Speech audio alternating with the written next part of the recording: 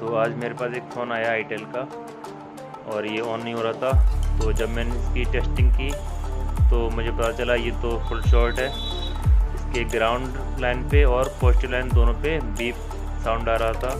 तो मैं इसको ओपन करता हूँ और इसकी ट्रेसिंग को फिर स्टार्ट करता हूँ। तो ट्रेसिंग करने पे मुझे एक कैप शॉट मिलता है, तो मैं उसको रिप्लेस करता हूँ और उसके बाद अब देखिए हमारा फ़ोन ओके हो गया, ये प्रॉपर चालू हो गया। अब आप देख सकते हैं ये फ़ोन हमारा चालू हो गया है। अगर आपको वीडियो अच्छा लगा हो तो वीडियो को लाइक करें, चैनल को सब्सक्राइब करें। धन्यवाद। ऐसे वीडियो हम आपके लिए लाते रहेंगे।